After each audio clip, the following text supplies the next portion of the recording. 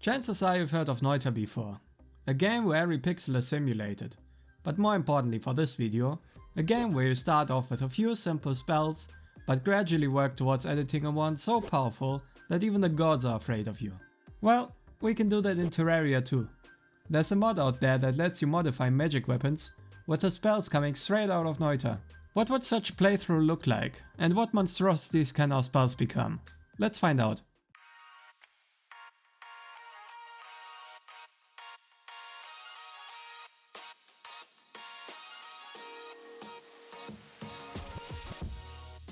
Right off the bat, we notice that we spawn with a few items that are different from the usual start.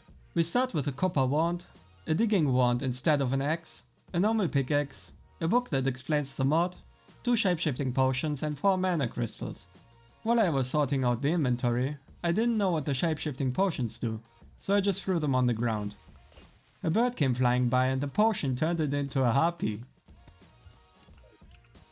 What?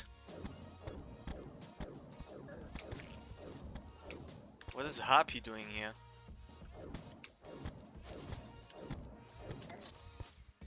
Okay. What the hell? We're off to a great start. After we collected some wood, I explored to the left of the world. I came across a living tree with a chest and we got ourselves some climbing claws, and further down a fish staff. With my early game companion, I went to the right side of the world, found a cave entrance, a maze, a few awesome gems, a few hard crystals, and a magic mirror. I'm always on the lookout for the Hermes boots and the cloud in the bottle. So far, no luck there. But now that I have some basic gear, I can focus on crafting myself the engraving table. This is the table from the mod that lets us craft our Noita spells and modify our weapons. For that we only need a few more ingredients. The antlion mandible and a feather. Yeah, I got the feather. Right after I picked up the feather, I went down to craft the engraving table. There we go. Since I am discovering this mod as I am playing it, I didn't know what to do from here.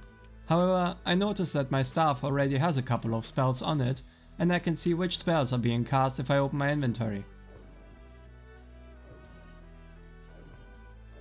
I eventually found out that if I right click on a magic weapon, that I can edit it. Moreover, I found out how to craft all the spells that we can use. There's a bunch of them, and I'll explain my future edits once we get there. I then crafted myself a diamond staff, unfortunately with a bad modifier. Wow. With it equipped, I right clicked on the engraving table, adding slots on the wand for the spells.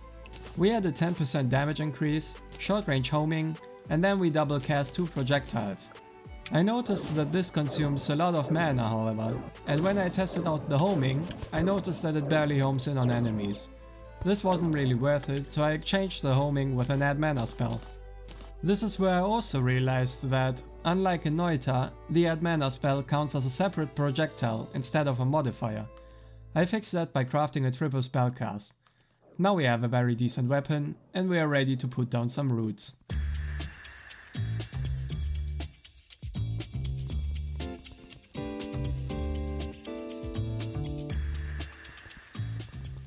Once I finished some NPC houses, I went on to get myself some fallen stars. We need a lot of those for the spells that we are going to craft. I crafted a grappling hook, expanded the base a little, organized my chests, and the merchant came by. I immediately got myself a bug net, which meant that I could catch animals and turn them into food. In case you didn't know, food increases, among other things, your defense, damage, movement speed and mining speed. It's OP and I definitely recommend it to anyone who plays without it yet. I went mining again, found some shoe spikes and some more life crystals. Eventually I found the cloud in a bottle. Nice. I maxed out my health. And then I noticed that slime is falling from the sky. Now we could start picking up speed.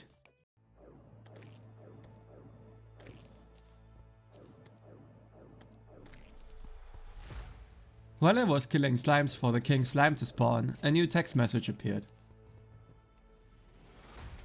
Wait, what? I'm gonna be fighting 2 bosses or what?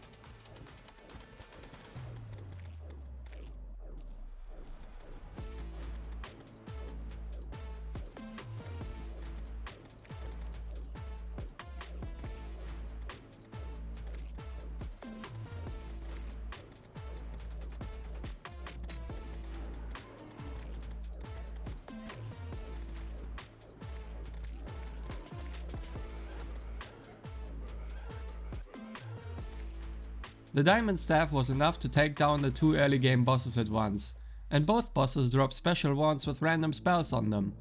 This is part of the mod, and while I didn't think that these wands are better than my diamond staff, I was still excited about what other magic weapons the other bosses would drop. Now it's time to head to the jungle. My eyes are upon the jungle armor. While down there, I soon find the Hermes boots, and shortly after the staff of regrowth, which is amazing for farming potion ingredients. Some stingers, and spores later, and a lucky drop of some ancient cobalt leggings. I got myself the full jungle armor set. I now felt confident enough to try the Eater of Worlds.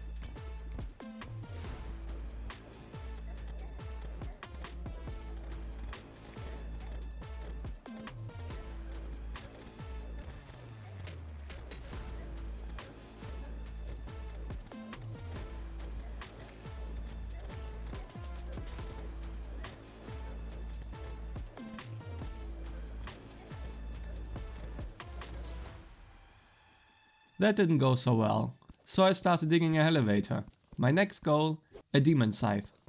Just as I have reached hell, I started building a platform for fighting the demons here, but also for the wall of flesh later on. I killed some demons here and there and got bored of that, so I crafted myself some obsidian skin potions and mined some hellstone because the Eater of Worlds dropped enough shadow scales to craft a pickaxe. And probably after 30 demons, I got myself the demon scythe. Let's head back and see what we can turn this weapon into. But first, I crafted myself the imp staff, then the molten ham axe, and then the molten pickaxe. I engraved the demon scythe with slots for the spells. It has 2 more than my diamond staff. First, I put on it a triple spell cast, a damage multiplier, a reduced spread, an add mana, and 1 projectile. A goblin army interrupts my wand editing, but with this setup the goblin army is a breeze. To be fair, it's just the usual weapon with a little more damage. The goblin army was quickly defeated, and I returned to figuring out what spells I will be putting on the demon scythe. I even crafted myself some target dummies to test my weapons out on.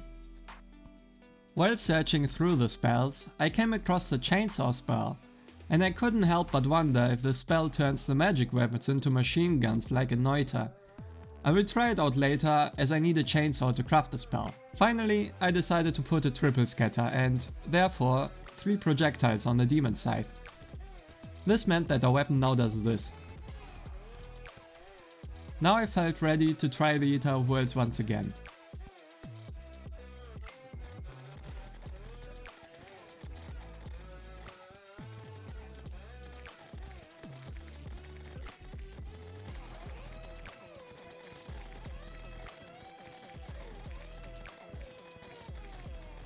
With the natural piercing of the demon scythe, the Eater of Worlds stood no chance. I then went underground to find the Goblin Tinkerer, got myself some rocket boots, crafted the Spectre boots, and since I was only missing the Anklet of the Wind for the lightning boots, I went into the jungle to get it. I eventually found it, and then crafted myself the lightning boots. Now it's time to build an arena for Skeletron. I need the cobalt shield from the dungeon, and an alchemy table would also be welcome.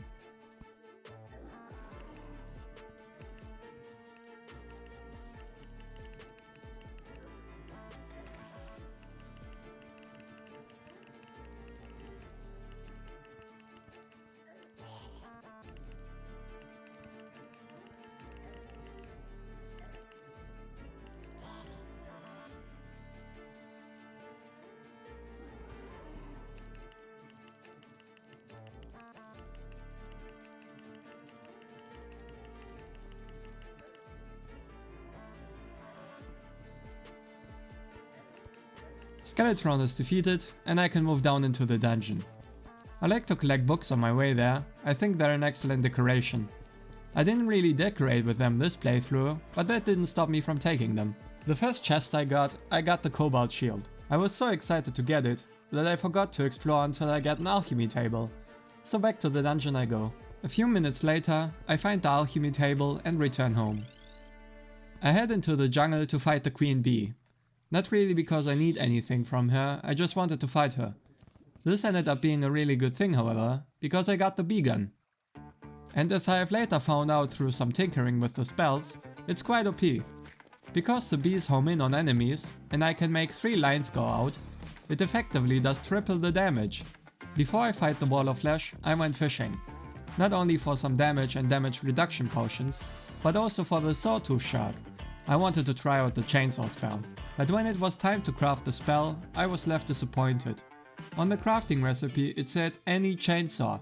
I was hoping that the Sawtooth Shark was enough, but I guess we have to wait for hard mode. Lastly, I prepared for hard mode by building an arena for the mech bosses. It had honey and sunflowers and everything.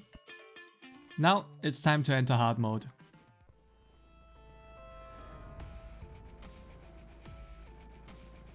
I throw the voodoo doll into lava and begin the fight.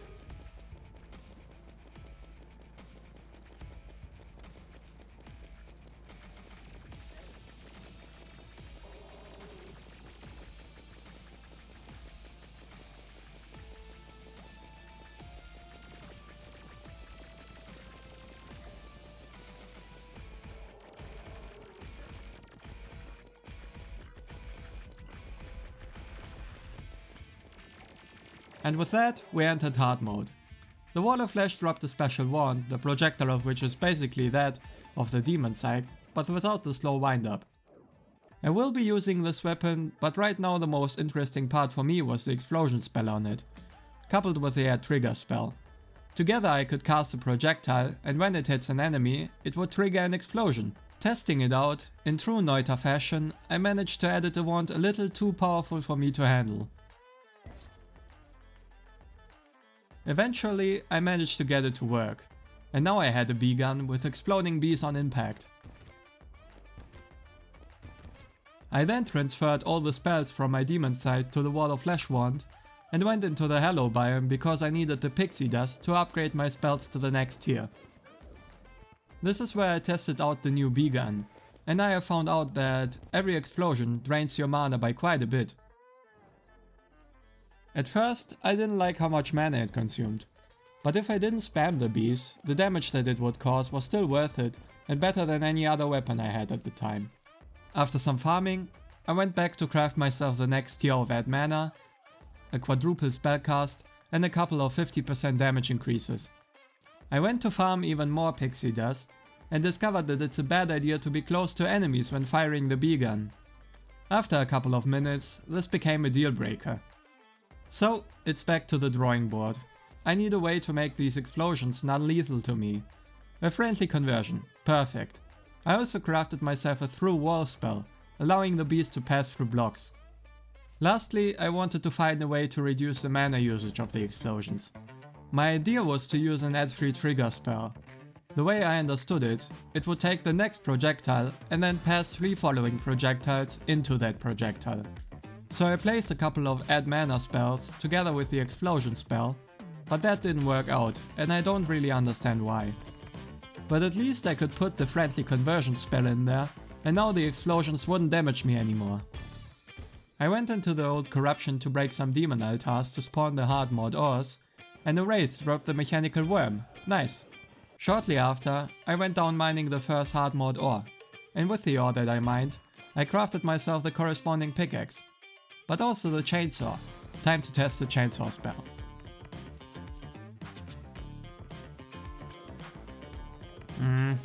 It doesn't work. And I've chainsawed my furniture. Sad. I also tinkered with the bee gun again, removed the triggering explosions, and added a few damage modifiers. I know it's a bit anticlimactic after I've tried to make the explosions work, but I went to test this version of the bee gun and I thought it was more reliable. But now back to mining the hard mode ores. I've worked myself up to adamantite and crafted myself the corresponding armor, and now we're ready to truly dive into hard mode.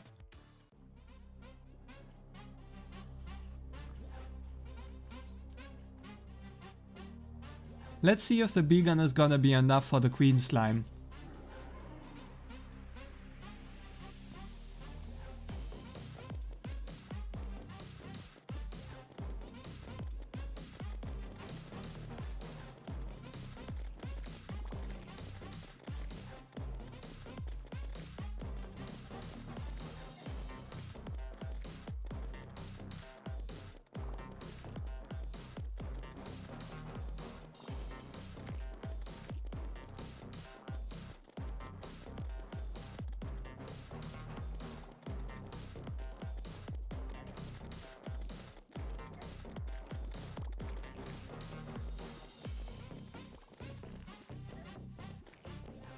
Now that we've defeated the Queen Slime, I wanted to start working towards our next weapon.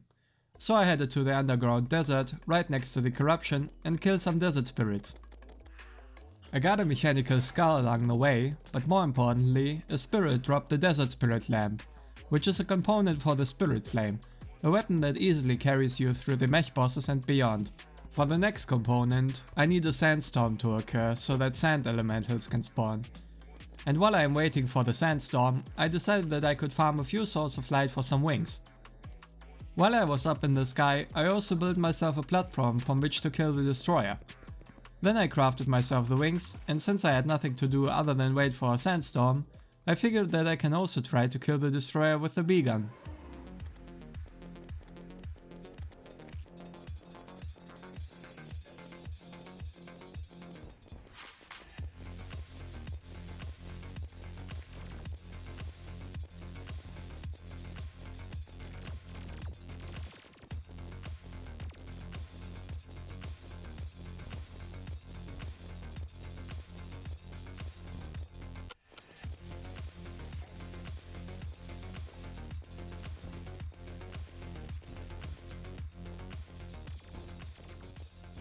I didn't expect to do enough damage to the destroyer, but that went actually well. I now felt so confident in fact that I even wanted to try and fight Skeletron Prime. Let's see how it goes.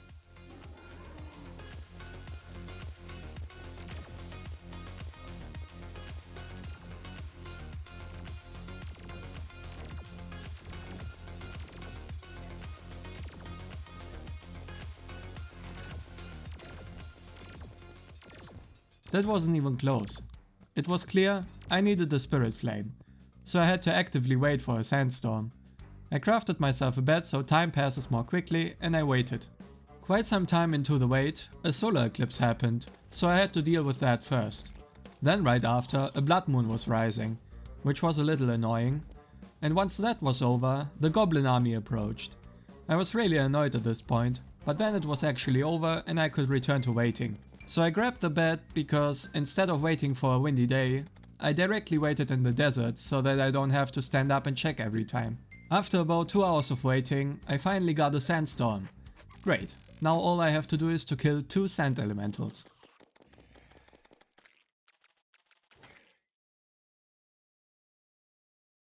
After another hour of waiting, I got another sandstorm. This time I managed to kill enough sand elementals. All I needed now was a few souls of night, so I went to the underground corruption and got myself some. I crafted the spirit flame, reforged it to mythical, and engraved it with spell slots. Sometimes, if you engrave a magic weapon, it can happen that it adds more than 1 slot to your weapon. Unfortunately, I wasn't lucky, having only gotten 1 slot with each engraving. I put on it a double spell, an add mana, and a triple scatter with 3 projectiles, meaning that we get a bunch of flames out. I immediately harassed the pixie and waited for night to do the twins.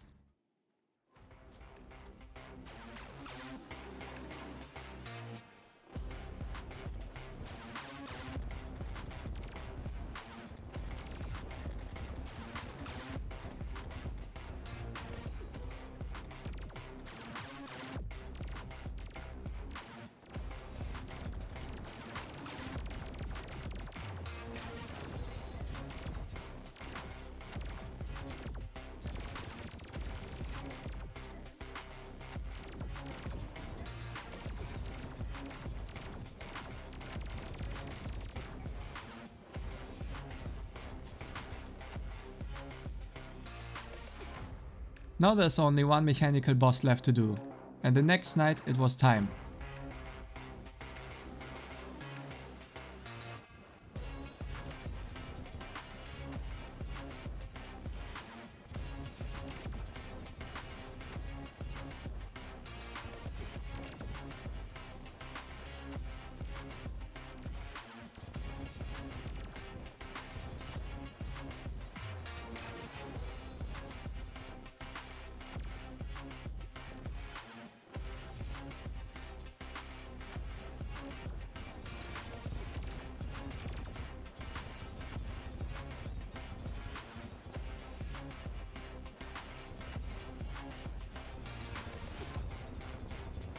Quite the difference compared to last time we tried him. He also dropped another wand that creates landmines. Not that impressive, but I managed to kill myself with it. From all the hallowed bars that we got from the mechanical bosses, I got myself the hallowed armor, and also the dregs. With this behind us, we can move towards unlocking the end game.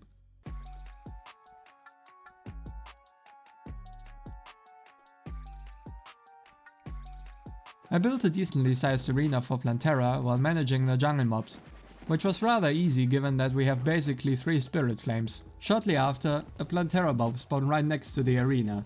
I decided to first farm a lot of chlorophyte and get a hold of some life roots to increase my health even further. When I was ready to face Plantera, some chlorophyte spawned right under the bulb and therefore destroyed it. Which was a shame, but closely nearby another one spawned. Great, I don't have to build a Plantera bulb farm. Now let's fight this thing.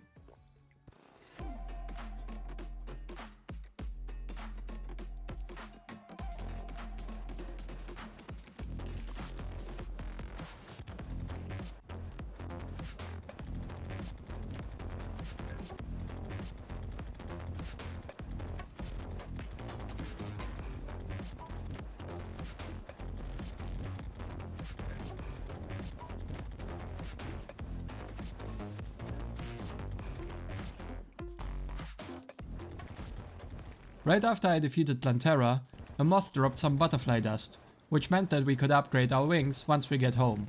But first I'll be heading into the temple. I make my way through until I get to the boss room, then I clear out the traps, and now I'm prepared for Golem.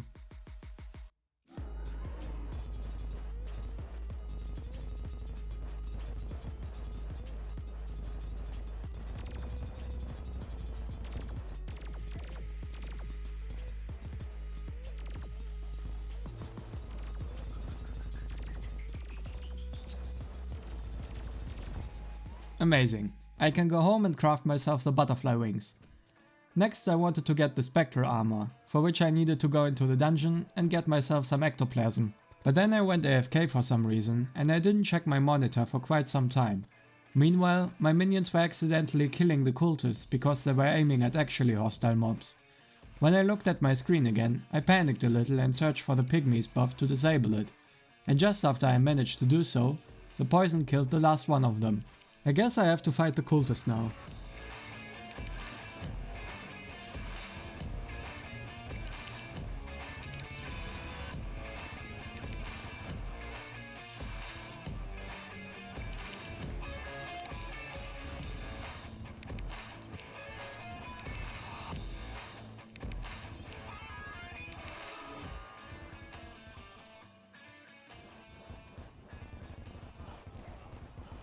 Now the celestial pillars have spawned across the world, but my goal is still getting that ectoplasm, so I went down into the dungeon.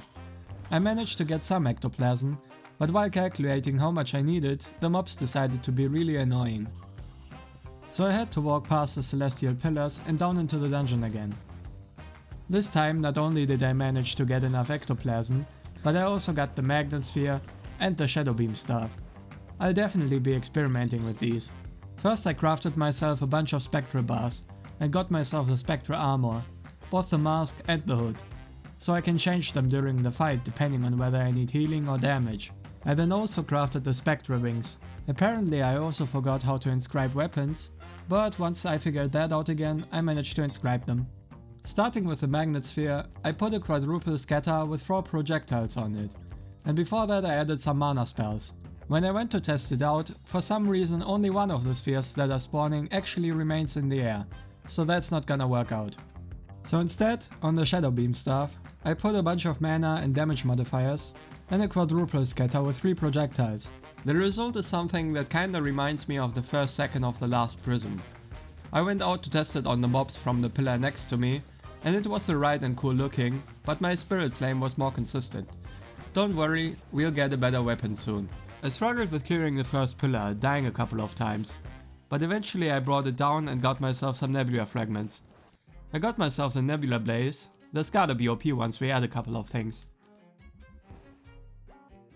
For some reason I can't inscribe it. And I get weird messages in Chinese, I assume? Apparently there are some weapons that you can't inscribe. So I did a little research and I found out that in the settings you can activate a feature that lets you modify other classes of weapons. But that means I can now modify swords and guns and the like. It has no effect on the nebula blaze. I went to the solar pillars and died horribly while struggling to switch my headgear to healing. But then, at home, I saw the nebula arcanum, and more precisely, I saw that it had a number of remaining inscriptions, which the nebula blaze didn't have. So I crafted it, and look at how many slots we have. I put the spells from the Shadow Beam staff over into the arcanum, and immediately noticed that it only takes 2 casts to deplete our mana. I went into the dungeon to get myself some mana potions, which I used to craft the mana flower, so we automatically take mana potions when we need them. But if I spam the arcanum, the damage debuff that I get from taking all these mana potions gets out of hand quickly. So I add another mana modifier that I upgraded using ectoplasm, and now the weapon is amazing. All of these home in on enemies and stack all the damage, by the way. I walk over to the solar pillar and I felt so overpowered, nothing could get near me. And all this while I had the 40% damage debuff from the Spectra hood.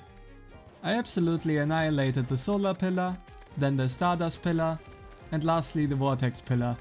Then impending doom was approaching, meaning that it was time for the final battle.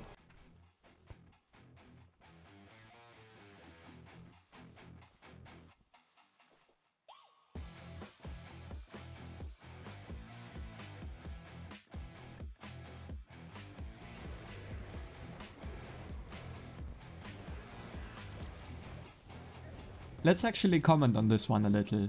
I 100 to 0 the left hand, and while I'm working on the right hand, I get lasered.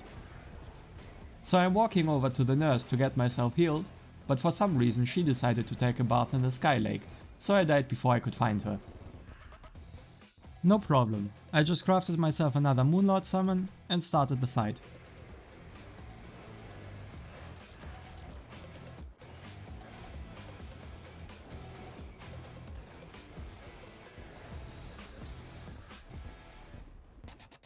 But this one now has to be it. I don't have enough resources to summon another one. Somewhat frustrated now, because I had to go do the cultists and the pillars again, I have found the Empress of Light, so let's see how quickly we can handle her.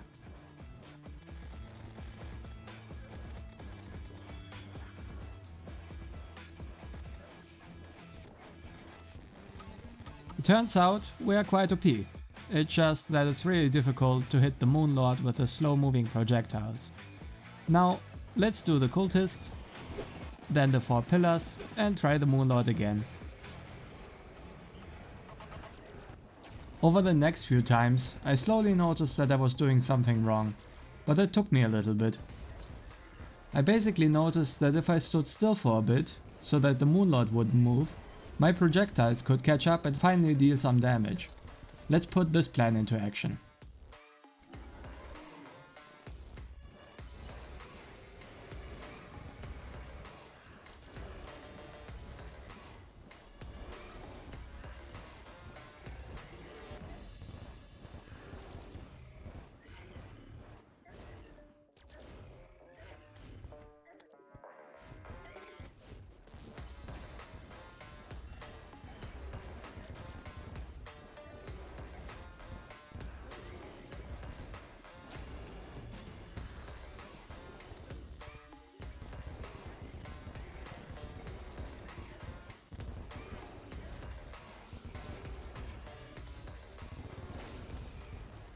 And there we go. This is how you brute force the Moonlord and beat the game like you're a witch from Noita. I hope you enjoyed the video and I hope you have a lovely day. See you next video. Bye bye!